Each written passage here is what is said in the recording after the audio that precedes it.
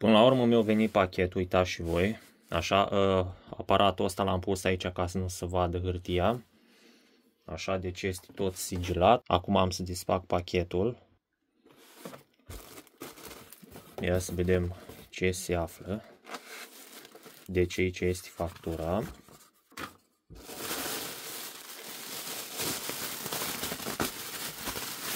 Folii cu bule. Văd că s-a lipit și ăsta aici.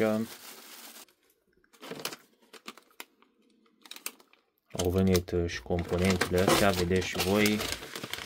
Aici sunt mai multe. Aici două bucăți ieri, dar nu știu de ce le-au pus într-o pungă așa de mare, pentru că sunt numai două bucăți. Aici să văd ce ar trebui să fie. Astea SG3525 apă. Aici am luat numai 3 bucăți, dar văd că mai e și altceva înăuntru, spun așa. Și aici la fel. Aici sunt 3 bucăți. Controller IR 2156.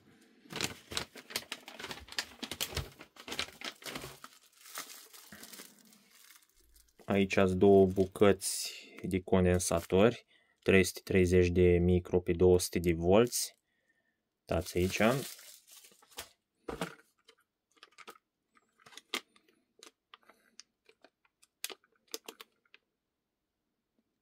Aici este integratul la TNI 380 până. L-am luat așa ca să-l am, nu știu sigur dacă o să am nevoie de el. Am luat niște stabilizatoare L7905.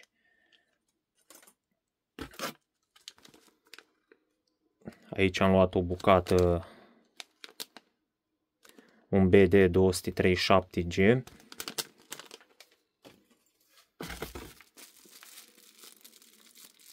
Aici am luat doi condensatori de 4,7 micro pe 450 de volți. Aici am luat două bucăți de 79,5 pe două stabilizatoare pe 15 volți. Deci am luat un MOSFET driver TC4423. De asta nu o să am nevoie, din cauza că mie mi s-a părut că un integrat este ars, dar l-am verificat cu generatorul de semnal și osciloscopul și am văzut că integratul este bun. Și l-am cam luat degeaba, dar n-are nimic.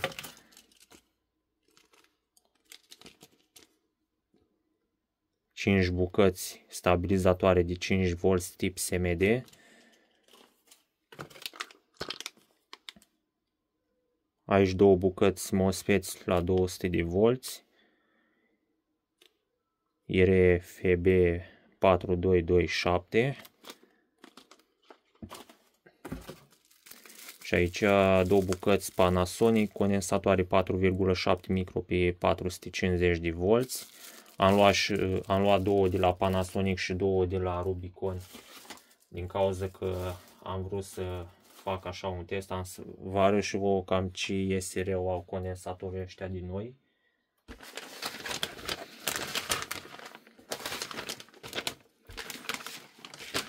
Sunt curios în primul rând să văd de ce pungile astea sunt așa de mari.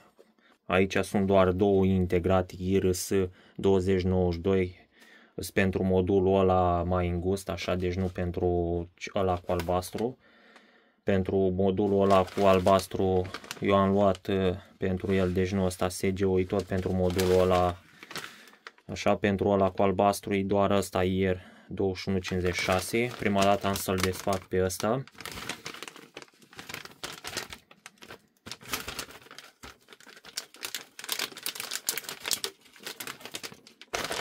Aici am nevoie de un cutter.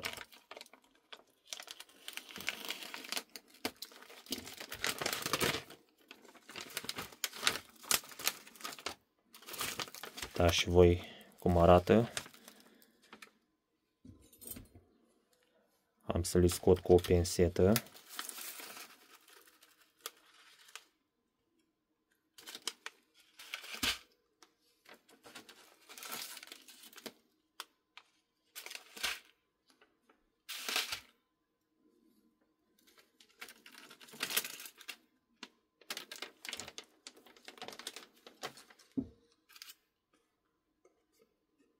Uitați ce mai este înăuntru.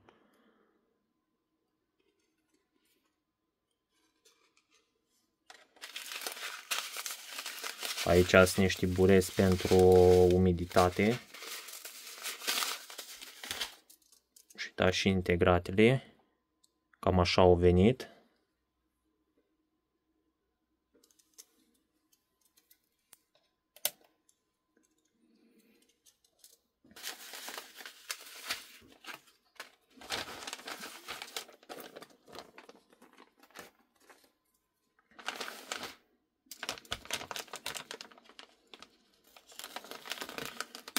Am să le desfac pe toate oricum.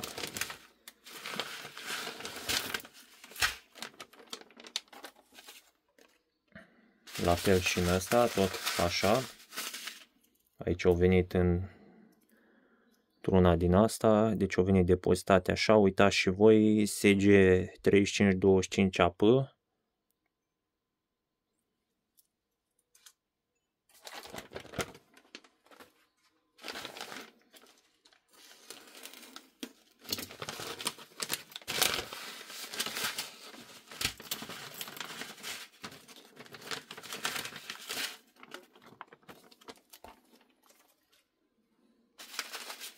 Tot la fel.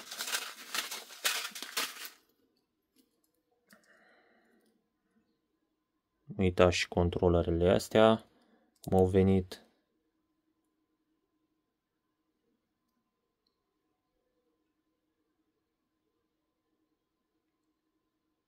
Nu prea se vede clar, dar în fine. Acum am să strâng astea de pe masă de aici. Acum am să desfac punga asta.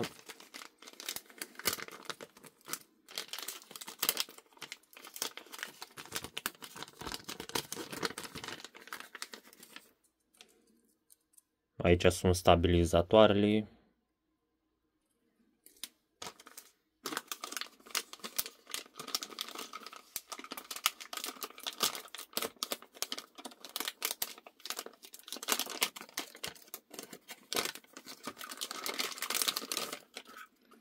Aici au venit într-o cutiuță, tot la fel sigilată.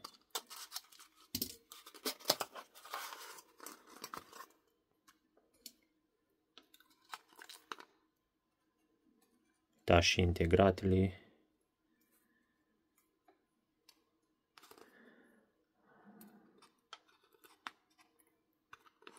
Asta este TNI 380, deci cam așa arată.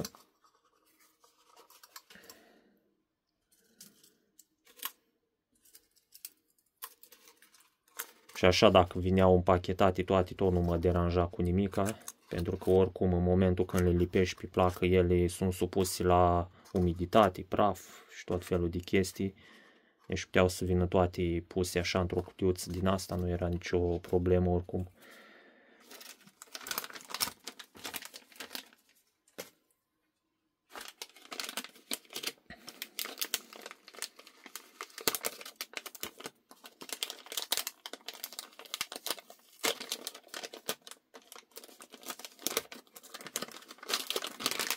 Dar desfac pe asta, MOSFET drive.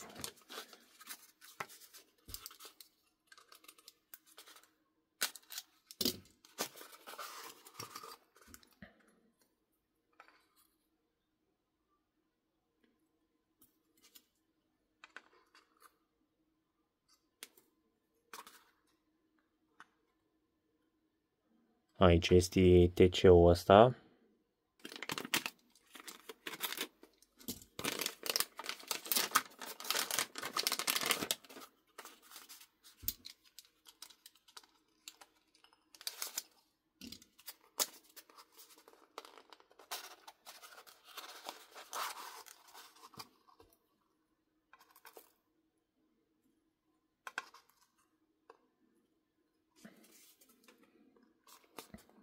Aici sunt stabilizatorii ăștia de 15 V. Am luat doar varianta 79-15, deoarece 78-15 mai am multe bucăți și oricum 78-15 îi mai des întâlnit prin aparatele electronice decât 79-15.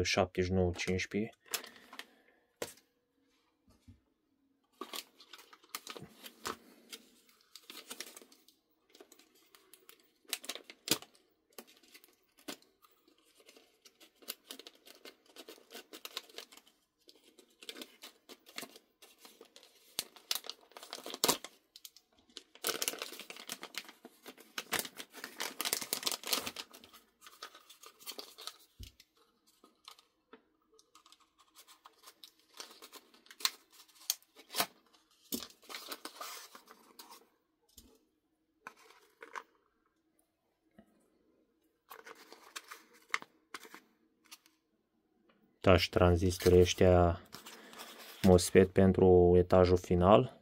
Cam așa arată.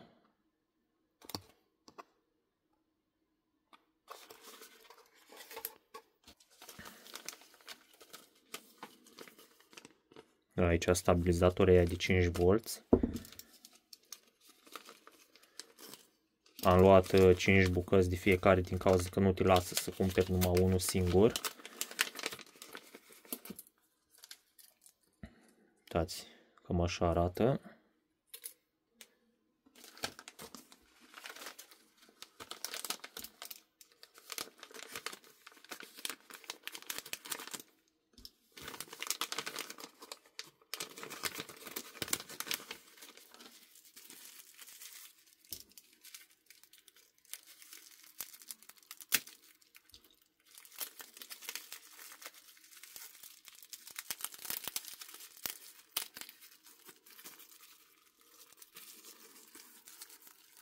Aici este tranzistorul BD.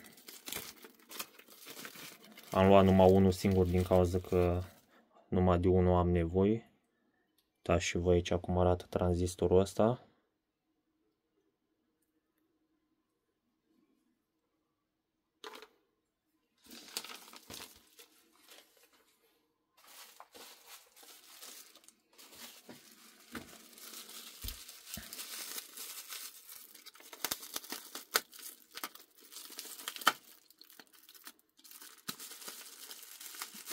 Aici sunt condensatorii aia de 330 de micro, de 200 de volți.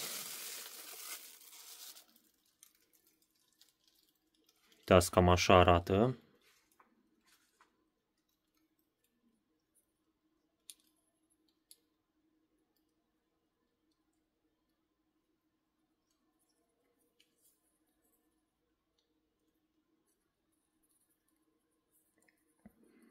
Ăștia am să-i pun aici pentru că vreau să măsor valoarea SR.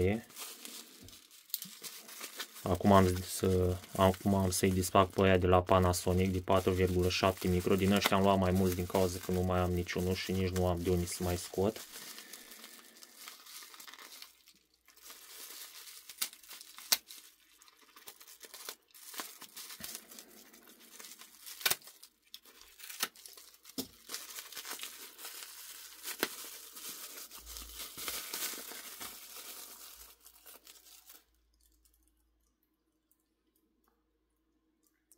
Uitați cum arată.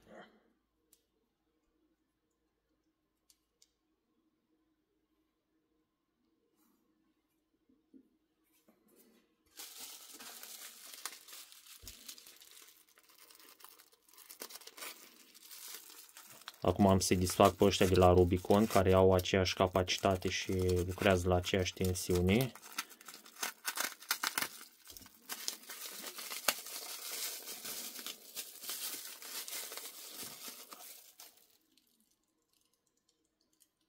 Uitați și pe ăștia.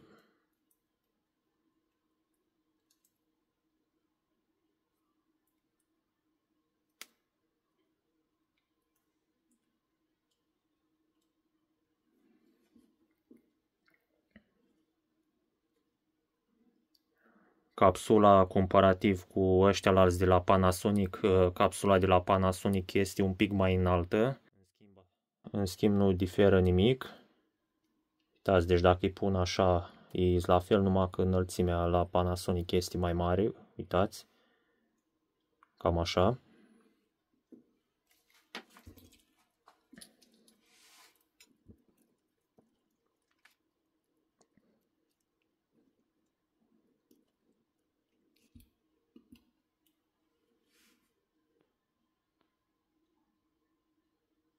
Uitați și voi valoarea SR și capacitatea la condensatorul ăsta de la Rubicon.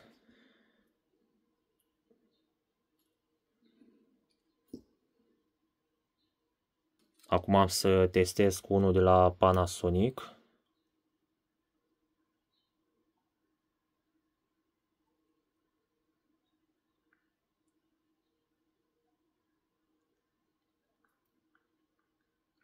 Dar are mai puțin SR. Uitați aici. Acum e posibil ca nici aparatul ăsta să nu indici valoarea reală SR și oricum nu prea are cum să indici. Acum să verific unul din ăsta de 330 de microfarați.